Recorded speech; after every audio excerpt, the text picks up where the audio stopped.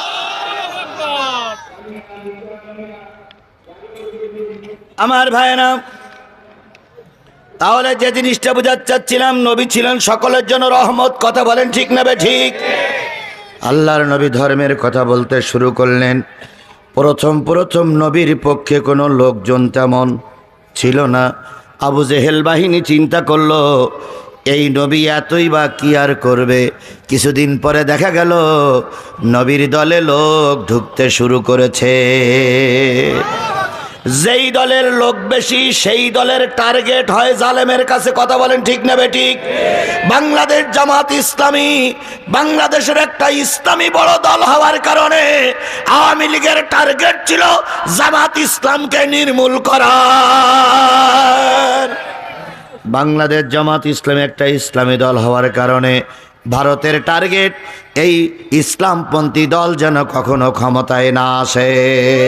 ইসলামপন্থী বাংলাদেশ জামাত ইসলামের দলটা বড় হওয়ার কারণে আওয়ামী লীগ অন্যান্য দলের টার্গেট এরা যেন সরকার গঠন করতে না পারে।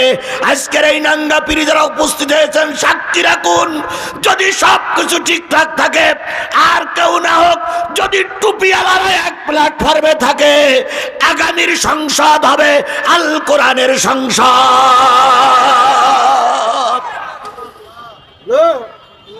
আমি গোটা দেশ সফর করে যেটা আইডিয়া আমার হয়েছে, এই অবস্থা যদি বিরাজ হক ভালো থাকে, আর যদি সুষ্ঠু নির্বাচনের মাধ্যমে নেতা নির্বাচিত হয়, আগামী বঙ্গভবন হবে কোরআনের বঙ্গভবন, আগামী রাষ্ট্র হবে কোরআনের রাষ্ট্র, আগামী দেশ হবে টুপিওয়ালাদের দেশ।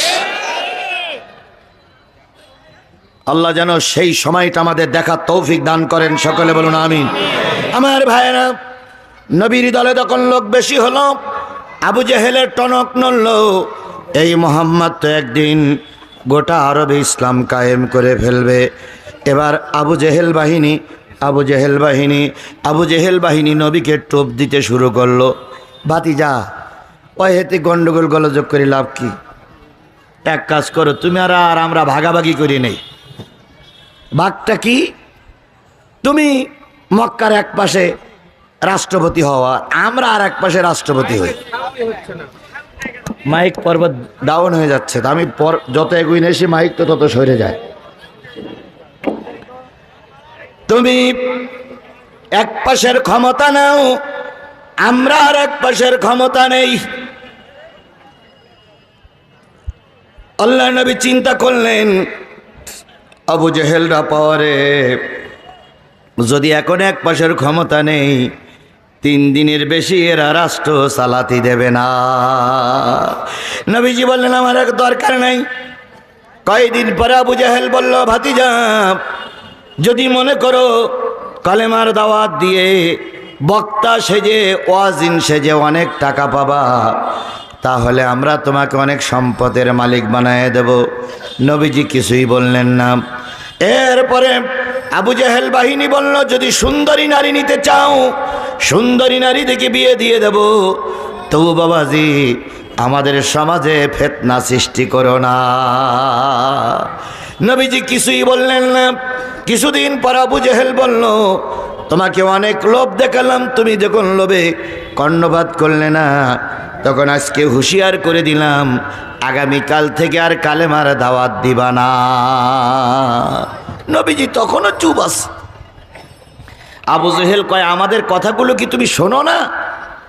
নবীজি এবার জবান খুলে বললেন, ও চাচা, তোমরা যেটা দিতে পারো সেটা যদি দাও, আর যদি যেটা দিতে না পারো সেটাও যদি দাও, ওই আকাশের সূর্য আর ওই আকাশের চাঁদ যদি আমার হাতে দিয়ে দাও, আল্লাহর কসম 3.5 হাত বডির ভিতরে যতক্ষণ রুহু আছে, কালেমার দাওয়াত দেওয়া 1 সেকেন্ডের জন্য বন্ধ করব না। এর নাম ঈমান। কথা বলেন ঠিক না ঠিক? গোটা আরবদের যখন রাসূলের বিরুদ্ধে একলাই তখন ময়দানে জিহাদের ভূমিকা পালন করেছে। আরেকটা জিনিস মনে রাখবেন, সত্য দাওয়াত নিয়ে রাস্তায় নামবেন, পৃথিবীর কেউ যদি আপনার পক্ষে না থাকে, আল্লাহ আপনার পক্ষে অবশ্যই আছে। বাংলাদেশ জাতীয়তাবাদী দল বিএনপি এই সরকারকে, এই ফ্যাসিস্ট, এই জালেম সরকারকে নামানোর জন্য কম চেষ্টা করিনি। বাংলাদেশ জামাত ইসলামী নেতাদের ফাঁসির কাস্টে ঝুলাইয়ে চোখের পানি ফেলল, ময়দানে হাজারো মামলা খেলো, লক্ষ লক্ষ মানুষ নিয়ে সমাবেশ করেছে। এই জালেমকে ক্ষমতার থেকে নামানো যায়নি। বিএনপি এবং বাংলাদেশ জামাত ইসলামী যখন একটু দুর্বলতা মনে করে আমাদের আর হচ্ছে না, আমরা আর পাচ্ছি না বলে ওনারা একটু পিছুটান মারলেন, আল্লাহ বললেন তোমাদের পর্ব শেষ, এবার আমার পর্ব শুরু। তাই হয়েছে না, তাই হয়েছে না, তাই হয়েছে না। আমরা তো ধরে নিয়েছিলাম এ না মরা পর্যন্ত এদেশের আর পরিবর্তন আসবে না। ঠিক হঠাৎ করে আবাবিল পাখির মতন কোথা থেকে এক ঝাঁক ছাত্ররা রাস্তায় নামলো। এখানে বিশ্ববিদ্যালয়ের ছাত্ররা ছিল, কলেজের ছাত্ররা ছিল, মাদ্রাসার ছাত্ররা ছিল, স্কুলের ছাত্ররা ছিল। সকল সমন্বয়ক না মিলে একটা আলোচনা করে কোটা সংস্কারের আন্দোলনের রাস্তায় নেমে গেল। তাদের টার্গেট ছিল যদি সবাইকে রাজপথে জীবন দিতে হয়, আমরা সবাই রাজপথে জীবন দিতে রাজি, তবু জালেমকে না হটিয়ে কেউ ঘরে ফিরে যাব না। কাজটা হইলেও তাই, কথা বলেন ঠিক না বে ঠিক? প্রথম দিন রাস্তায় নামলো, ওনারা ভাব দেখলো। দ্বিতীয় দিন গুলির অর্ডার হলো, গুলি করে মারলো, লাশ সামনে হাজির করা হলো। লাশের পরে দাঁড়িয়ে, লাশের সামনে দাঁড়িয়ে শপথ নিল আগামীকাল যদি এর চাইতে বেশিও লাশ পড়ে তবুও ময়দান ছাড়া যাবে না, যাবে না, যাবে না। পরের দিন আবার রাস্তায় নামলো এই সমন্বয়করাই, ছাত্ররা, গুলি হলো। পরের দিন প্রাইমারি স্কুলের ছাত্ররা নামলো, ছোট ছোট বাচ্চারা নামলো, মা বোনেরা নামলো, সচিবালয়ের সচিবীরা নামলো, চাকরিজীবীরা নামলো, কৃষক নামলো, ভ্যানওয়ালা, শ্রমজীবী, শিক্ষিত, আলেম ওলামা সবাই রাস্তায় নামলো। সেদিনও গুলি হলো। তারপরের দিন আবু সাইদ শহীদ হলো। আবু সাইদ বুকের তাজা রক্ত দিয়ে শাহাদাত বরণ করলেন। আবু সাইদের ওই ভিডিও ফুটেজটা সারা দেশে যখন ছড়িয়ে পড়লো, প্রত্যেকের ঘর থেকে মানুষ বেরিয়ে আসলো। এই স্বৈরাচারী 15.5 বছরের ক্ষমতাধারী এই স্বৈরাচারী, এই নারী, এই রক্ত পিপাসু, এই হায়নার বাচ্চা বাধ্য হয়ে দিনের বেলায় তার কর্মী বাহিনীকে রাস্তায় ফেলাই রেখে চোরের মতন পালিয়ে যেতে বাধ্য হলো। কথা ঠিক না বে ঠিক?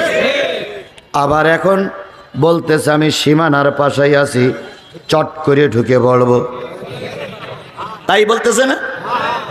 ইতিহাস সাক্ষী দেয় পৃথিবীর কোন দেশের স্বৈরাচার একবার পালিয়ে যাওয়ার পরে সে দেশে আর কখনো ফিরে আসতে পারেনি। এটা পৃথিবীর ইতিহাস সাক্ষী দেয়। সুতরাং আজকে আমি সাদা কাগজে লিখে দিয়ে যাচ্ছি, সব যদি ঠিক থাকে আমাদের দেশের এই স্বৈরাচার ডাইনি বুড়ি আর কখনো ফিরে আসতে পারবে না, পারবে না, পারবে না। এখন বলতেছে আমি শর্ট করে ঢুকে পড়বো, আর আমরাও বলতেছি একটু ঢুকে দেখো। কি ও ঢোকবে আর আমরা চুপচাপ বসে থাকবো? জোরে বলেন, বসে থাকবো? আইসো চট করিয়া, আয়না ঘর তোমার জন্যে রাখছি গো সাজায়া। আইসো চট করিয়া, আয়না ঘর তোমার জন্যে রাখছি গো সাজায়া। আমরা রিসিবিশনে বইসাছি, রিসিবিশনে বইসাছি জুতোর মালা লইয়া। আয়না ঘর তোমার জন্যে রাখছি গো সাজায়া। নির্বিচারে মারছ মানুষ ক্ষমতার লাগিয়া। কথা বলেন, কথা বলেন, কথা বলেন। নির্বিচারে মারছ মানুষ ক্ষমতার লাগিয়া, দিন ধর্ম আর মানবতা সব কিছু ছাড়িয়া বুবু, সব কিছু ছাড়িয়া তোমার পাপের শাস্তি ও বুবু, তোমার পাপের শাস্তি পাইতে হবে, যাইও না ভুলিয়া। আয়না ঘর তোমার জন্যে রাখছি গো সাজায়া, আইসো চট করিয়া, আয়না ঘর তোমার জন্যে রাখছি গো সাজায়া। আল্লাহর নবীকে সকল প্রকার কালেমার দাওয়াত বন্ধ করে দিলেন। জোরে বলেন, কালেমার দাওয়াত বন্ধ করে দিয়েছে। নবী বললেন, যেটা দিতে পারো সেটাও যদি দাও, যেটা না দিতে পারো সেটাও যদি দাও, কালেমার দাওয়াত বন্ধ হবে না, বন্ধ হবে না, বন্ধ হবে না। আবু জেহেল খেপে গেল, আবু জেহেল রেগে গেল, তরবারি বাহির করে রহমতের নবী, দয়ার নবীর মাথার পরে 3টা আঘাত করলেন। যেই নবীর চেহারার দিকে তাকাই থাকলে ছোট ছোট বাচ্চাদের পেটে ক্ষুধা থাকতো না। মদিনার নারীরা বলেছে, মদিনার নারীরা বলেছে, মদিনার নারীরা বলেছে, ছোট্ট বাচ্চাদের খাওয়ার জোগাড় করতে যখন হিমশিম খেতাম, 2 দিন 3 দিন যখন বাচ্চারা না খেয়ে কষ্ট পেত, তখন বিভিন্ন বুদ্ধি করে নবীর দরবারে বাচ্চাদের পাঠিয়ে দিতাম।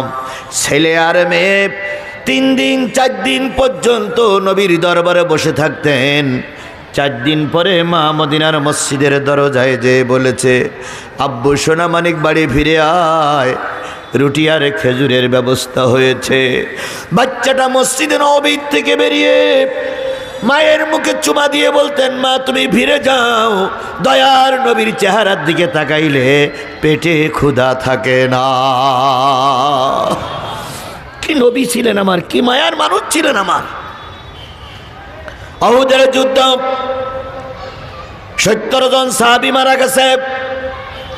এক নারী, তার স্বামী যুদ্ধে, তার বাবা যুদ্ধে, তার ভাই যুদ্ধে গেছে, ছেলেও যুদ্ধে গেছে, নারীকে নিয়ে যায় নাই। নারী শুনেছে উহুদের ময়দানে 70 জন মারা গেছে। নারী উদ্দেশ্য আছে, ছুটতেছে উহুদের ময়দানের খবর নেওয়ার জন্য। কিছু দূর যাওয়ার পরে দেখে একদল মানুষ কিছু আহত লোককে ঘাড়ে করে নিয়ে বাড়ি ফিরতেছে। ওই আহত লোকটা নারীকে বললেন, ও বোন কোথায় যাও, উহুদের ময়দানে তোমার স্বামী শহীদ হয়ে গেছে। নারী বললেন, ও আল্লাহ রসুলের সাহাবী, আমার স্বামী মারা গেছে কি বাঁচা গেছে ওটা আমার জানার বিষয় নয়, তোমরা দয়া করে বলো আমার নবী মারা গেছে না বেঁচে আছে। কারণ স্বামী যদি বিদায় হয়ে যায়, আর একজনের সঙ্গে বিয়ে করলে আর একটা স্বামী পাওয়া যাবে, কিন্তু নবী যদি শহীদ হয়ে যায়, এই নবী আর আমরা কখনো পাবো না। হয়তো তাফসীর মাহফিল চালু থাকবে, হয়তো এদেশে একদিন কোরআনের আইন চালু হবে, হয়তো বক্তারা বুক ফুলিয়ে আবার কথা বলবে, কিন্তু আমার জাতি আল্লামা সাঈদীর আমরা আর কখনো খুঁজে পাবো না।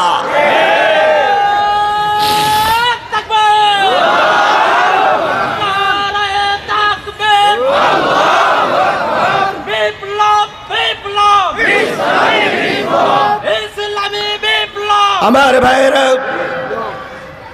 যেহেতু সময় খুব কম, আমার কথা শেষ করতে হবে। আমার ভাইয়েরা, নারী বললেন, নবীর খবর বলো। আহত সৈনিকেরা বলো, নবী কেমন আছে? তবে শুনেছি আহত। নারী আবার ছুটতে শুরু করলেন। মা বোনেরা কথাটা শুনতেছেন, ভালো করে খেয়াল করুন। কিছুক্ষণ পরে আর একদল লোকদের সঙ্গে দেখা হলো। তারা বললেন, নারী কোথায়? ছোট কয় উহুদের ময়দানে। কয় আমাদের সামনে তোমার বাবা আর তোমার ভাই শহীদ হয়ে গেছে।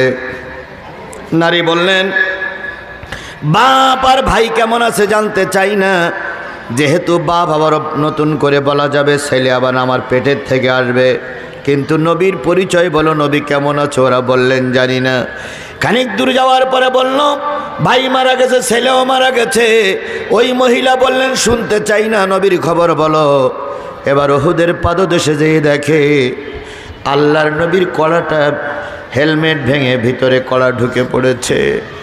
দান দান মোবারক শহীদ হয়ে গেছে, রক্তাক্ত নবীর চেহারাটা লাল হয়ে গেছে। মহিলা যখন নবীজির সামনে দাঁড়ালেন, রহমতের নবী, দয়ার নবীর চোখ বেয়ে টপ টপ টপ টপ করে পানি পড়তেছে। নারী বলেন, ইয়া রাসূলুল্লাহ, এত কষ্ট করে আসলাম আপনার চেহারাটা দেখার জন্য, আপনি কাঁদেন কেন? নবী বলতেছে, বোন, তোমার স্বামী আমার সামনেই শহীদ হয়ে গেছে। আমি তোমার স্বামীকে হাজারো চেষ্টা করে টিকাইতে পারিনি, রাখতে পারিনি। তোমার বাবার, তোমার ভাই ওই বাতিলদের আক্রমণে শাহাদাত বরণ করেছে। তোমার কলিজার টুকরার সন্তানকে ওরা যখন মাথা আলাদা করে ফেলে, বারবার আমাকে বলতেছিল, ইয়া রাসূলুল্লাহ, আমার সালামটা আমার মায়ের কাছে পৌঁছে দেবে। হাজারো চেষ্টা করে ছেলেরে বাঁচাতে পারিনি, হাজারো চেষ্টা করে স্বামীরে বাঁচাতে পারিনি, হাজারো চেষ্টা করে বাবারে বাঁচাতে পারিনি। নারী তখন দাঁড়িয়ে বলতেছি, ইয়া রাসূলুল্লাহ, চোখের পানি মুছে ফেলুন। স্বামী গেছে দুঃখ নাই, বাবা গেছে দুঃখ নাই, ছেলে গেছে দুঃখ নাই, ভাই গেছে দুঃখ নাই। আমার মনের সবচেয়ে বড় সান্ত্বনা, আমার নবী এখনো বেঁচে আছে। ও আমার ভাইরা, সেই নবীর মাথায় আবু জেহেল কয়টা আঘাত করেছে? মনে নেই, মনে নেই, মনে নেই? কয়টা আঘাত করেছে? 3টা আঘাত করেছে। নবীজি রক্তাক্ত, রক্তমাখা নবী খাদিজার ঘরে চলে গেলেন, যে বললেন, খাদিজা, দরজা খুলে দাও, কালেমার দাওয়াত দেওয়ার কারণে তোমার জাতি মেরে আমাকে আহত করে দিয়েছে।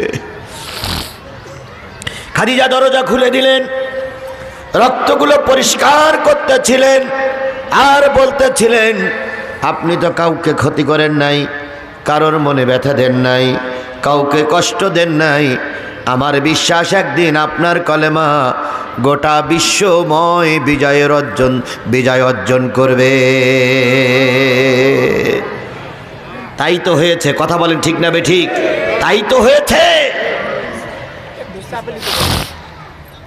নবী সাল্লাল্লাহু আলাইহি সাল্লাম, সামনে একটু চাপালাম তো কিছু নেই। নবী সাল্লাল্লাহু আলাইহি সাল্লাম মায়ের খেলেন, খাদিজার কাছে সেবা নিচ্ছিলেন। নবীজির আপন চাচা আমির হামজা শিকারে ছিলেন তখন। কিছুক্ষণ পরে এলাকায় এসে শুনলেন আবু জেহেল নবীকে মেরে রক্তাক্ত করেছে। আবু জেহেল নবীকে মেরেছে। শিকারের জিনিসপত্র রেখে সোজা চলে গেলেন নবীর বাড়ি। বাইরের থেকে ডাক দিলেন, ভাতিজা মোহাম্মদ, ভাতিজা মোহাম্মদ। এতক্ষণ পর্যন্ত নবীর চোখে একটুও পানি ছিল না। যেই না চাচার আওয়াজ শুনেছে, সেই নবীজি চোখের পানি ফেলে কাঁদতেছে। আমির হামজা কয়, কাঁদো কেন? কয়, চাচা, আপনাদের মতন বড় বড় বীর পালোয়ান থাকা অবস্থায় আবু জেহেল আমাকে মারে, আমার পাশে দেখার মতন একটা লোক খুঁজে পাওয়া যায় না। আমরাও আশ্চর্য হই। আল্লামা সাইদির যখন রায় বাইর হয়, সেই সময় যদি আর কেউ ময়দানে নামুক, আমাদের দেশের টুপিওয়ালারা ময়দানে নামতো, আল্লামা সাইদিরে ওরা অন্যায় ভাবে মেরে দিতে পারত না। আল্লামা সাইদির রায়ের পরে আমার দেশের একদল টুপিওয়ালারা আনন্দ মিছিল করেছিল। আমাদের দেশের একদল টুপিওয়ালারা আনন্দ করেছিল। কথা বলেন, কথা বলেন, কথা বলে। সে টুপিওয়ালারা এখনো আছে না? নাই, আমাদের সামনেই আছে। বড় বড় মসজিদের খতিব, বড় বড় মসজিদ মাদ্রাসার বড় বড় পদ দিয়ে, গায়ে মুজিব কোট পরে, মাথায় টুপি পরে, আল্লামা সাইদির মৃত্যুর দাবি করে প্রতিটা শহরে আনন্দ মিছিল করেছিল এই টুপিওয়ালারা, এই টুপিওয়ালারা, এই টুপিওয়ালারা।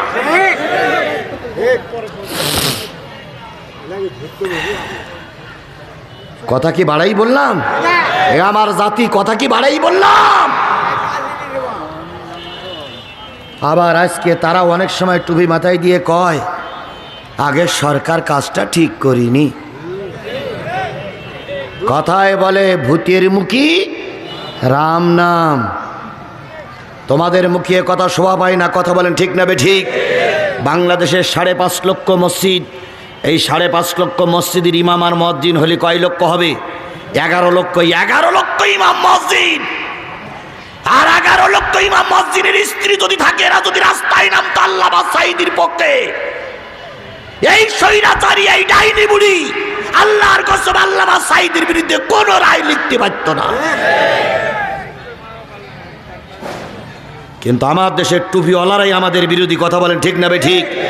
আমরা যখন একটা পরিবেশ তৈরি করে নিয়েছি, আগামী নির্বাচনে যখন টুপিওয়ালারা ক্ষমতায় যাবার দ্বার প্রান্তে পৌঁছে গেছে, ঠিক সেই সময় আমাদের দেশের একজন মুনাফিক টুপিওয়ালারা ষড়যন্ত্র করে ভারতের সঙ্গে যোগাযোগ করে বাংলাদেশ জামাত ইসলামী হেফাজত, তারপর ইসলামী আন্দোলনকে কিভাবে দমন করা যায় এর জন্য একদল টুপিওয়ালারা উঠে পড়ে লেগেছে।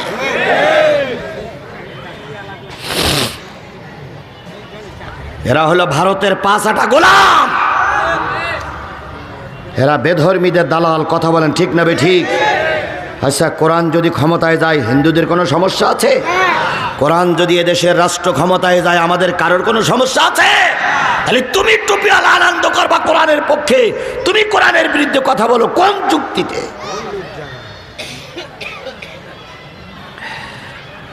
বাজান আজকে ওয়াজ করার পরে রাত্রি আর আমার ওয়াজ হবেন তো নাকি? মাইকের আজকের এই ওয়াজের পর আমার তো রাতের ওয়াজ বন্ধ হয়ে যাবে। আমি তো একবার তোমার মুখের কাছেই নিয়েই বলতেছি। তুমি চিন্তা করছো আমি জোরে কথা বলি তোমার ইউনিট কেটে যাবে, তাহলে ভাড়া নিছাও কেন? আমি তো হাঁকাহাঁকি করা লোক, আমি তো নরম ভাষায় কখনো কথা বলতে পারি না। তখনও বলিনি, এখনো বলি না, কথা বলেন ঠিক না ঠিক? ওরা যখন চারিদিক থেকে আমাকে ঘেরাও করে রাখতো তখন আমার জবান ওরা বন্ধ করতে পারেনি। আর এখন তো ডাইনে বামে সামনে পিছনে সব আমার লোক, এখন তো নরম কথা বলার প্রশ্নই ওঠে না।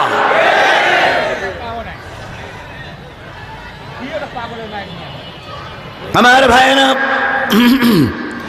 যে জিনিসটা বুঝাতে চাচ্ছিলাম সেটা হলো আল্লাহ নবী আমির হামজার সামনে এই বক্তব্য যখন দিলেন, আমির হামজা বললেন ভাতিজা একটু অপেক্ষা করো, অল্প সময়ের ভিতরে আসতেছি।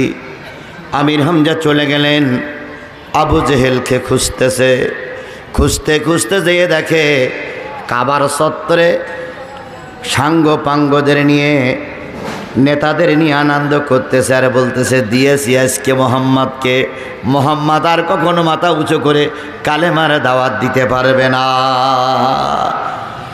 ও মনে করেছিল লিউতফিউ নূরাল্লাহি বিআফওয়াহিহিম আল্লাহু মুতিম্মু নূরিহি ওয়ালাউ কারিহাল, ওরা মনে করেছিল ফু দিয়েই আলো নিভাইয়ে দেবে, মোহাম্মদকে মেরেই মনে হয় শান্ত হয়ে যাবে। কিন্তু না, ভুল করেছ, ভুল করেছ। মনে করেছিলে ইসলামী আন্দোলনের কিছু নেতা কর্মীদের ফাঁসিতে ঝুলাইয়ে তোমরা আমৃত্যু ক্ষমতায় থাকবে না। একজন নেতা ফাঁসিতে ঝুলেছে, লক্ষ নেতা সেই শূন্য স্থান পূরণ করে দিয়ে বসে আছে। আমির হামজা বললেন আমি আসতেছি। আবু জেহেলকে খুঁজে পাওয়ার পর আবু জেহেল বলতে, আমির হামজা বলতেছে নেতা নেতা নেতা কি হয়েছে? মোহাম্মদকে মেরেছেন? হ্যাঁ মেরেছি। দোষটা কি? কয় দোষ আর কিছু না, কালেমার দাওয়াত দেওয়া বন্ধ করতে বলেছি, দেইনি। আজকে আমরাও লক্ষ্য করতেছি কালেমার দাওয়াত দেওয়ার কারণেই নেতারা ফাঁসিতে ঝুলেছে, কথা বলেন ঠিক না বেঠিক? 2 জন মন্ত্রী 3টা মন্ত্রণালয়ের কাজ করেছে, একটা টাকার দুর্নীতিও কেউ বের করতে পারেনি। তাহলে ওদের দোষ তো চুরি করা না, ওদের দোষ তো ডাকাতি করা না, ওদের দোষ কার কথা বলা? জোরে বলেন কার কথা বলা? আল্লাহর কথা বলা। রসুলও মার খেয়েছেন কার কথা বলার দায়ে? আল্লাহর কথা বলার দেয়। আমির হামজা বলতেছে, আপনি এভাবে যদি অন্যায় কাজ করতে থাকেন সমাজ তো আপনাকে মেনে নেবে না। মেনে নেবে না কি করবে? আমি ক্ষমতায়, আমি রাষ্ট্রের রাজাধিরাজ, পুলিশ আমার, র্যাব আমার, বিজেপি আমার, সৈন্য আমার, গুন্ডা বাহিনী আমার, কি করবে? কই এরম অন্যায়ভাবে কিছু করলে মানুষ মেনে নেবে না, প্রতিশোধ নেবে। আবু জেহেল বলছে, প্রতিশোধ কেরা নেবে? আমার ক্ষমতা, আমার পাশে আবার ক্ষমতাধার কে আছে? আমি তো অল ইন অল। আমির হামজা বলতেছে, না, আপনার ওপরেও কেউ থাকতে পারে। কয় কেডা সেটা? তুমি? আমির হামজা বলতেছে, ধৈর্য নেন। আমি আমির হামজা কি তখনও কলেমা পড়ি মুসলমান হয়েছে? ধৈর্য নেন। আমি আবু জেহেল তখন বলতেছে, বেশি বাগবাগুম করো না, তুমি যদি মোহাম্মদের পক্ষে নাও তাহলে মোহাম্মদের যে অবস্থা হয়েছে তোমারও সেই অবস্থা হবে। আমির হামজা বলতেছে, তাহলে নেতা রেডি হন, তৈরি হন। কয়টা মেরেছেন আপনি? কয় 3টা। কয় আপনিও পাল্টা 3টা খাবার জন্য রেডি হন। বাস আমির হামজা তরবারি বাইর করে 3টাই কষে দিল। আবু জেহেল চিৎপাটাং ব্যাঙের মতো। পাশপুরি কিছু নেতা, দালাল নেতারা এসে বলতেছে, নেতা কিছু বলবো? আমির হামজা এই আবু জেহেল বলতেছে, দেখিস না আমির হামজার চোখ লাল টকটকে হয়ে গেছে, এখন যদি তোরা কিছু বলিস তা মারতেছে উল্টো পিঠ দিয়ে, যদি তরবারি করে একটু ঘুরুই নেয় তাহলে কিন্তু লাইন ক্লিয়ার ও জাতি দে। আমির হামজা 3টা ঘাত করে চলে আসলেন, নবীকে ডেকে বললেন, ভাতিজা দরজা খুলে বাইরে এসো, মারির প্রতিশোধ নিয়েছি। আল্লাহ নবী বেরিয়ে এসে বললেন, চাচা কি প্রতিশোধ নিয়েছেন? কয় তোমারে কয়টা মেরেছিল? 3টা। আমিও 3টা মেরেছি। বলুন তো নবী খুশি না বেজার? খুশিও না বেজারও না। নবী বললেন, চাচা আমার রক্তের সঙ্গে আপনার রক্তের সম্পর্ক, তাই আপনি মারির শোধ মারি নিয়েছেন। আপনি মনে করতেছেন ভাতিজা খুশি হবে, আপনি মারির শোধ মারি নিয়ে আমাকে যতটুকু না খুশি করেছেন তার সেইতে লক্ষ গুণ কোটি গুণ বেশি খুশি হয়ে যেতাম যদি আপনার জবানে শুনতাম লা ইলাহা ইল্লাল্লাহু মুহাম্মাদুর রাসূলুল্লাহ, লা ইলাহা লা ইলাহা লা ইলাহা ইল্লাল্লাহু মুহাম্মাদুর। আল্লাহর নবীর কথা শুনে আমির হামজা বললেন, ভাতিজা তুমি সাক্ষী, খাদিজা সাক্ষী, আল্লাহ সাক্ষী, আমি এখনই ইমানের কালেমা পড়ে নিলাম। তাহলে নবী কি প্রতিশোধে বিশ্বাস করেছিলেন? নবীজি ক্ষমায় বিশ্বাস করেছিলেন। সুতরাং আমরাও সেই নবীর আদর্শ ধরে চলবো ইনশাআল্লাহ। আজকে নবীর একটা মাদ্রাসার সামনে আমরা কোরআনের কথা বলতে পারছি, এই জন্য নবীর নামে দুরূদ আর সালাম সবাই মিলে বলছি সাল্লাল্লাহু আলাইহি ওয়াসাল্লাম। বন্ধুগণ, দিনের বেলার মাহফিলে খুব বেশি সময় পাওয়া যায় না, কিছুক্ষণ পরেই বেলাল মসজিদের মিনার থেকে আজান দিবে, হাইয়া আলাস সালাহ, নামাজের জন্য এসো। তখন যতই ভালো ওয়াজ করি এই মুসল্লিরা, এই আল্লাহর বান্দারা আর এখানে বসে থাকবে না, সবাই কোথায় যাবে? মসজিদে যাবে নামাজের জন্য। আমি সেই সময়টার দিকে খেয়াল করে অল্প সময়, যতক্ষণ আজান না হয় ততক্ষণ অল্প সময় আর কথা বলবো। আপনারা কি আমার সঙ্গে শেষ মোনাজাত পর্যন্ত থাকবেন? সবাই থাকবেন? কারা কারা থাকতে রাজি আছেন একটু হাত তুলে দেখান তো। হুজুর শেষ পর্যন্ত থাকবো? মাশাআল্লাহ, আল্লাহ এই হাতগুলোরে কবুল করুক, আল্লাহ এই হাতগুলোরে কবুল করুক। বন্ধুগণ, এই হাতগুলোর আল্লাহ কবুল করুক। শুধু এতটুকু কথা বলি, যে লোকগুলো দাঁড়াই আছে এই লোকগুলো বসুক, এটা কি আপনারা চান? চান? তাহলে যদি আপনার সামনে জায়গা থাকে এক হাত ফাঁক একটুখানি দয়া করে পূরণ করে নিয়ে বসবেন। যেহেতু এখন যদি লোক বসানোর জন্য আমি সময় ব্যয় করি আমার আলোচনা শেষ হবে না, এই জন্য দয়া করে একটু সামনের জায়গাটা পূরণ করে নিয়ে বসুন। আর আমরা এখন আল্লাহর কোরআন থেকে তেলাওয়াতকৃত আয়াত কয়টির প্রতি কথা বলি। আল্লাহ আমাদের কবুল করুক, সকলে বলুন আমিন। আরেকটু জোরে বলেন আমিন। আমি আপনাদের খেদমতে অনেক দিন পরে এসেছি। সূরা ফাতিরের 3টা আয়াত তেলাওয়াত করেছি। কয়টা? সবাই মিলে বলেন কয়টা? 31, 32, 33। কয়টা আয়াত? 3টা আয়াতের পরে ভিত্তি করেই বাকি সময়টুকু কথা হবে। আসরের আজান দিলেই হয়তো আমরা নামাজের জন্য প্রস্তুতি নেব, কোনো চিন্তার কোনো কারণ নেই। গত 2 বার মাহফিল করতে এসে আপনাদের ময়দানে রেখে আমাকে চলে যেতে হয়েছে, কথা বলেন। আর আজকে জাতির সামনে কথা দিচ্ছি, আজান হবে, আপনাদের সঙ্গে এখানে জামাতে নামাজ পড়বো। যদি কোনো পাপের বেটার বাহুতে বল থাকে আমার সঙ্গে মোকাবেলা করতে এসো আজকে। এখানে আপনাদের সঙ্গে আজকে সালাত আদায় করবে ইনশাআল্লাহ। ইনশাআল্লাহ বলেন। তাহলে আমি যেখানে নির্ভয়ে সালাত আদায় করব সেখানে আপনারা আমাকে রেখে চলে যাবেন? তাই যদি না যান তাহলে দয়া করে বসুন, যদি বসার জায়গা না থেকে দাঁড়াই থাকেন, যে যেখানে আছেন সেখানেই থাকেন। আমরা আলোচনায় যে আল্লাহ বলতেছেন আল্লাযী আওহাইনা ইলাইকা মিনাল কিতাব।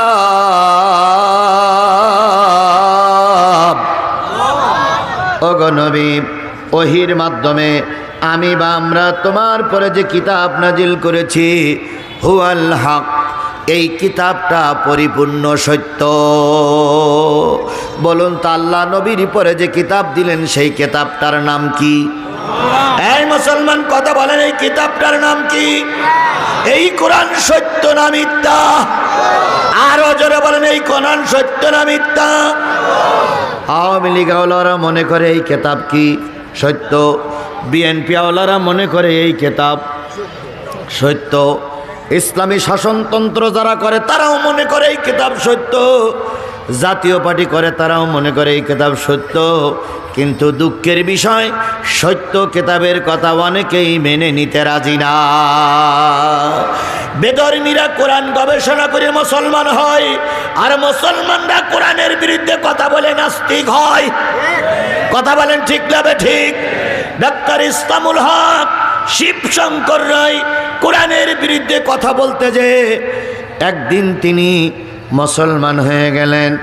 আর আমাদের দেশের তাসলিমা নাসরিনের মতন পাপিষ্টা মহিলা কোরআনের বিরোধিতা করে নাস্তিক হয়ে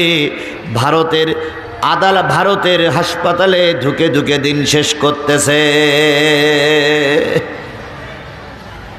তাহলে যেটা বুঝাতে চাচ্ছিলাম, এই কোরআন সত্য, এর ভিতরে কোনো সন্দেহ আছে? কোরআন যে সত্য সেটাও আবার আল্লাহর কাছে বলেন। আল্লাহ বলতেছেন জালিকাল কিতাবু লা রাইবা ফি, এই সেই কিতাব যেই কিতাবের ভিতরে তিল পরিমাণ সন্দেহ নাই। কোরআনের ভিতরে কোনো সন্দেহ আছে? জোরে বলেন, কোনো সন্দেহ আছে? আল্লাহ তাই বলতেছেন নিশ্চয়ই ওহির মাধ্যমে যে কোরআন আমি নাজিল করেছি এই কোরআন সত্য, এই কোরআন সত্য, এই কোরআনের ভিতরে কোনো সন্দেহ নেই। মুসাদ্দিকাল লিমা বাইনা ইয়াদাই, আগের যে 3টে কিতাব তাওরাত, জব্বুর, ইনজিল সহ যত সহিফা কিতাবগুলো নাজিল করেছিলাম এ কিতাবগুলো সত্য। দুই একজন উঠতেছেন কেন? আসরের আজান হওয়ার সময় হয়েছে কি? জোরে বলেন, সময় হয়েছে কি? তাহলে উঠতেছেন কেন? আপনারা হাত উঁচু করেননি শেষ মোনাজাত পর্যন্ত থাকবেন বলে? তাহলে শেষ মোনাজাত পর্যন্ত থাকতে হবে।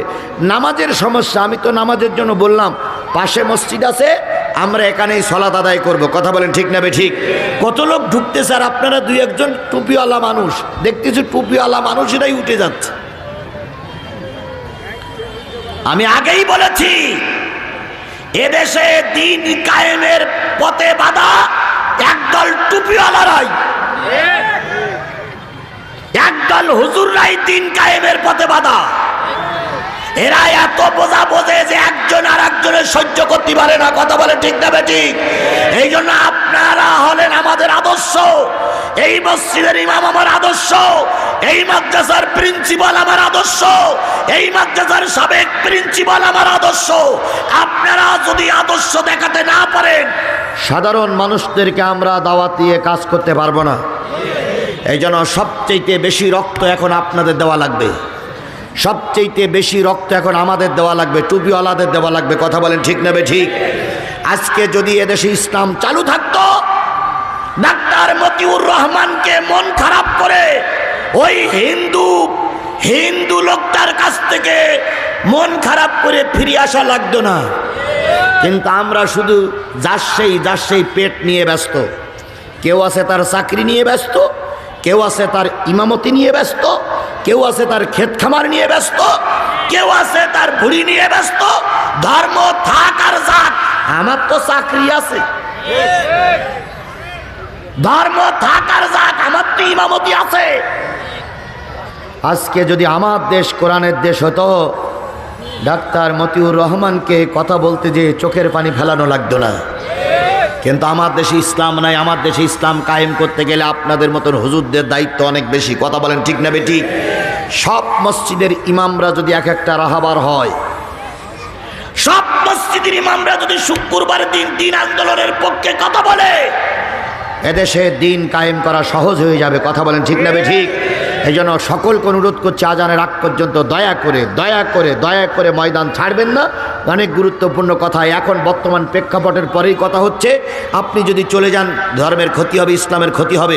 আল্লাহ কবুল করুক। পূর্ববর্তীর কিতাবগুলো সত্য। এবার আল্লাহ বলতেছেন, ইন্নাল্লাহ বিইবাদিহি লাখাবীরুম বাসীর। জেনে নিও, বান্দার অন্তরের খবর এবং বাইরের খবর আমি আল্লাহ রাখি। আপনার অন্তরের খবর কে রাখে? এই মুসলমান কথা বলেন, আপনার অন্তরের খবর কে রাখে? আপনি বাইরে যে কাজগুলো করেন, এগুলো যেমন আল্লাহ দেখে, ভিতরের কাজগুলো আল্লাহ দেখে না? আল্লাহ আমাদের সবাইকে কবুল করে। এবার মূল আলোচনায় যাই। সুম্মা উরাসনাল কিতাব আল্লাযীনা ইসতাফাইনা মিন ইবাদিনা। অতঃপর শোনো, এই পৃথিবীতে 800 কোটি মানুষের ভিতর থেকে যাদেরকে আমি কালেমাওয়ালা বানালাম। পৃথিবীতে মোট লোক সংখ্যা কত? 800 কোটি। 800 কোটি কালেমা, 800 কোটি মানুষের ভিতরে কলেমাওয়ালা ক কোটি? 200 কোটি। এই 200 কোটি মানুষের জন্য আজকের নসিহত। সেই 200 কোটি মানুষের ভিতরে আপনি কি আছেন? এই মুসলমান কথা বলেন, আপনি কি আছেন? আপনি কালেমাওয়ালা না? আপনি আমলিক করেন, কিন্তু আপনার মূল বক্তব্য লা ইলাহা ইল্লাল্লাহ। তাহলে আপনি কালেমাওয়ালা না? আমার ভাই জামাত ইসলাম করে, আমি একটা দল করি, আমাদের মূল কালেমা, আমরা মূল দাবি হলো আমরা কি মুসলমান না? আল্লাহ রাব্বুল আলামিন বলতেছে 200 কোটিরে কলেমাওয়ালা বানালাম, সবাই মুসলমান।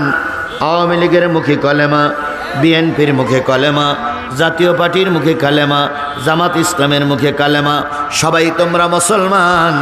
এই মুসলমানগুলো মূলত পৃথিবীতে যত মুসলমান আছে, সব মুসলমানেরা আবার 3 ভাগে ভাগ হয়ে গেছে। সমস্ত মুসলমানরা কয় ভাগ? এই মুসলমান কথা বলেন, সমস্ত মুসলমানেরা কয় ভাগ? এটা কি আমার কথা না আল্লাহর কথা? এবার আল্লাহর কাছে বলি, আল্লাহ সেই 3 ভাগ বলি দাও।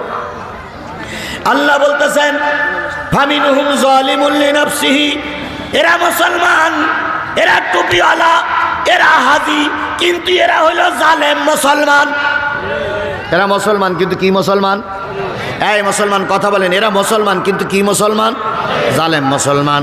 এবার বলুন তো, মুসলমানদের ভিতরে জালেম মুসলমান আছে না নাই? আরো জোরে বলেন, জালেম মুসলমান আছে না নাই? যদি জালেম মুসলমান খুঁজে না পাও, শেখ হাসিনা আর তার দলের লোকদের দিকে তাকাও, জালেম মুসলমান খুঁজে পাওয়া যাবে। এদের চাইতে বড় জালেম আর বাংলাদেশের কোন সরকার ছিল বলে আমার জানা নাই। অথচ ওনারা বলতেন আমাদের প্রধানমন্ত্রী নামাজি, ওনারা বলতেন আমাদের প্রধানমন্ত্রী তাহাজ্জুদ নামাজ পড়ে, আবার বলতেন আমাদের প্রধানমন্ত্রী সকালবেলা উঠে যায় নামাজ খোঁজে। তাই বলতেন না। অথচ যখন গণভবন দখল করা হলো, মদের বোতল পাওয়া গেল, রকমারি শাড়ি পাওয়া গেল, 100 জোড়া জুতো পাওয়া গেল, 1000 পিস শাড়ি পাওয়া গেল, কিন্তু শরীফ পাওয়া গেল না।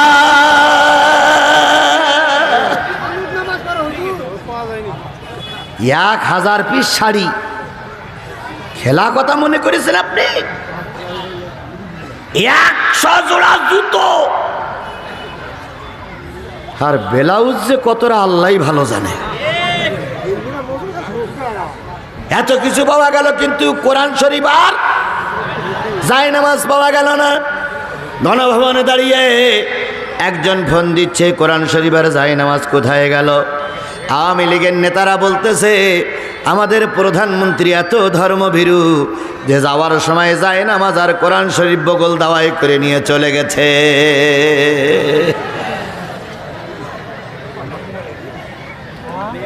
তাহলে যে জিনিসটা বোঝাতে চাচ্ছিলাম, মুসলমানরা কয় ভাগ? 1 নম্বর হলো জালেম মুসলমান, অতীতেও ছিল, এখনো আছে, কিয়ামত পর্যন্তই থাকবে। 2 নম্বর হচ্ছে অমিনহুম মুক্তাসিদ, কিছু মুসলমান আছে এরা নামাজ পড়ে, এরা রোজা রাখে, এরা ইসলাম মেনে চলার জন্য চেষ্টা করে, এরা হজ করে, কিন্তু আল্লাহর কোরআনের আইন এরা চায় না। এরা হলো মুনাফিক, এরা হলো মুনাফিক, এরা হলো মুনাফিক। বাংলাদেশে বুঝি মুনাফিক নাই? বাংলাদেশে বুঝি মুনাফিক নাই? থাকলেও জয়পুরহাটে নাই। ওরে জয়পুরহাটে থাকলে নাঙ্গা পিরি নাই। তাহলে সব জায়গায় মুনাফিক মুসলমান আছে না নাই? তাহলে মুসলমান কয় ভাগ? একটা হলো জালেম মুসলমান, আরেকটা হলো মুনাফিক মুসলমান। আরেকটা মুসলমান কি? আল্লাহ রাব্বুল আলামিন বলতেছে আরেকটা মুসলমান হলো অমিনহুম সাবিকুম বিল খৈরাতি বিইজনিল্লাহ।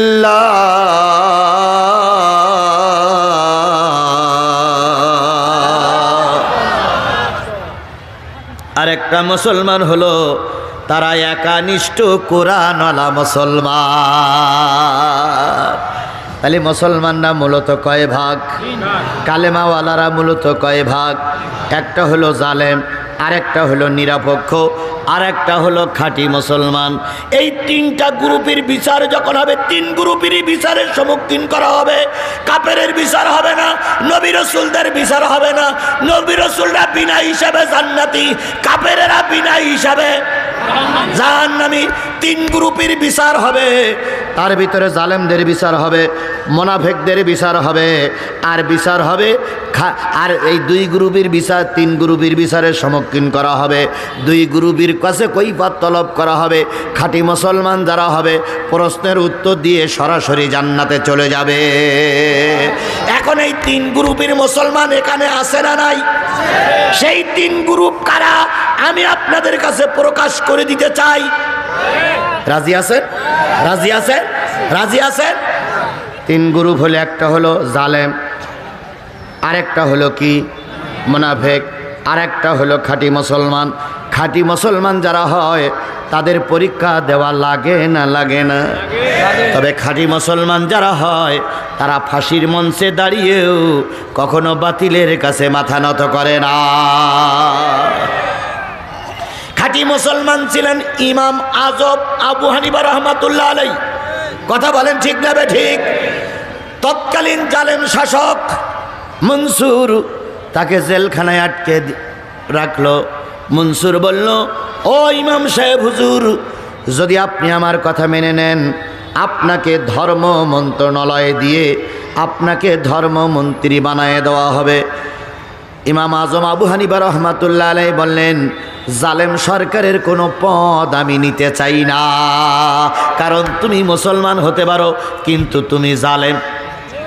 তুমি কি? এবার আসেন আমার দেশে আল্লামা সাঈদীর যখন জেলখানায় বন্দি করলো, এই জালেমের বাচ্চা, এই শেখের বেটি আল্লামা সাঈদী বলেছিলেন জামাত ইসলাম থেকে বেরিয়ে আসুন, যত প্রকার সুযোগ সুবিধা সব আপনাকে আমি দেব। আল্লামা সাঈদী বলেছিলেন, জালেমের কাছে অতীতের কোনো নেতারা মাথা নত করিনি, আমি আল্লামা সাঈদী তোমার কাছে মাথা নত করব না। মনসুর বলল, ও ইমাম সাহেব হুজুর, যদি আপনি আমার বশ্যতা স্বীকার করে নেন তাহলে আমার পরের পথটা আপনাকে দেওয়া হবে। আপনার পরের পথটা কি? আমার পরের পথটা হলো এদেশের প্রধান বিচারপতি বানায় দেওয়া হবে। ইমাম আজম চিন্তা করলেন, জালেম যদি ক্ষমতায় থাকে আর আমি যদি প্রধান বিচারপতি হই, তাহলে জালেমের বশ্যতা স্বীকার করেই রায় দিতে হবে। আমার ব্যক্তি কোনো ক্যাপাসিটি সেখানে থাকবে না। আমরাও তাই দেখেছি, অতীতের যত বিচারপতিরা রায় দিয়েছে সব বিচারপতিরা সরকারের পাঁচাটা গোলাম ছিল। তার ভিতরে একজন বিচারপতি ছিল কালামানিক। কি মানিক? কালামানিক। ওর আর একটা ভালো নাম কি জানো আব্দুর রহিম? ওর আর একটা কি ভালো? শামসুদ্দিন ওরপে কালামানিক। তিনি প্রায় বলতেন অনেকের রায় কার্যকর করলাম, আল্লামা সাঈদীর রায়টা আমি কার্যকর করতে পারলাম না। মনে বড় ব্যথা। ব্যথা নিয়ে যখন দেশে ছিলেন, হঠাৎ করে দেশ অন্যের হাতে চলে গেল। কালামানিক পালাইয়ে যাচ্ছিল। কোথায় যাচ্ছে? পালাইয়ে যাচ্ছে ভারতে। হঠাৎ করে কিছু লোক ধরে ফেলল, এমন মাইর মেরেছে একটা বিসি আউট। লাতি মারবি নাই, মার জাগায় মেরিস। মারার পরে দুটোতেই একটা বাস্ট হয়ে গেছে। হেসেন না, খেয়াল করেন, আল্লাহ এভাবেই এদের শাস্তি দেবে। কথা বলেন ঠিক না বেঠিক? গত 3 মাস 4 মাস আগে জাতের কথায় গোটা বাংলাদেশ চলতো, তাদের এখন গরুর দড়ি দিয়ে বেঁধে হাত করা পায়ে বেড়ি পরিয়ে কোটে উঠাচ্ছে। কথা বলেন ঠিক না বেঠিক? ওদেরকে যে পুলিশ সালাম দিত, সেই পুলিশ এখন কোমরে দড়ি বেঁধে গরুর মতন টেনে টেনে জেলখানায় নিয়ে আসতেছে। এর চাইতে আল্লাহর কি বিচার দেখাবে? আর এই কাউয়া কাদের এক বেফাস কথা বলে সমাজটার উচ্ছৃঙ্খল করে ফেলেছে। কথা বলেন ঠিক না বেঠিক? মাসুদ তুমি কি? মাসুদ তুমি ভালো হয়ে যাও, এ কথাকে কইবে আর? পালিয়ে গেছে কাউয়া কাদের, কেউ জানে না খবর তার। ভালো কি মনে নেই? ফকরুল সাহেব আপনার বাসায় কাউয়া কাদের গেছেননি, ঠাকুর গায়ের বাসায় আপনি থাকতে তাঁরই দেশেননি। তার সাথে যে হিসাব বাকি, হায় হায়, তার সাথে যে হিসাব বাকি আছে কোটি জনতার। পালিয়ে গেছে কাউয়া কাদের, কেউ জানে না, হায় হায়, কেউ জানে না খবর তার। ভালো হয়ে যা। তো এক বিসি আউট হয়ে গেছে। বিসি আউট হয়ে যাওয়ার পর কত আজান ভাই? 4টে আজান, 4টে। আচ্ছা, মুরব্বী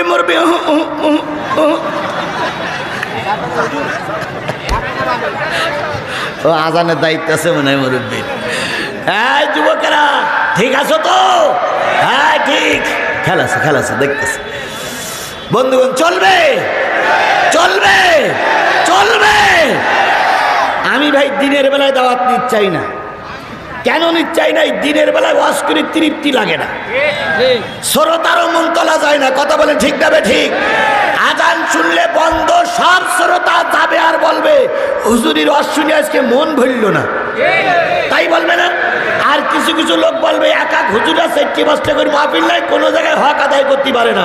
বিশ্বাস করুন ভাই, আমি 4-5টা মাহফিল নেবার মোটেও পক্ষপাতী না, কিন্তু মাহবুব ভাই আমারে ছাড়িনি, তাই দিনের বেলায় দাওয়াত নিছি। যদি রাতের বেলায় সুযোগ থাকতো, আল্লাহর কসম এ দাওয়াত আমি দিনে নিতাম না, রাতেই নিতাম। কারণ হ্যাঁ নেক্সট টাইম রাতে এই যে রাতে নিলে কি হয়, আধা ঘন্টা বেশি বলা যায়, আধা ঘন্টা বেশি বলা যায় না।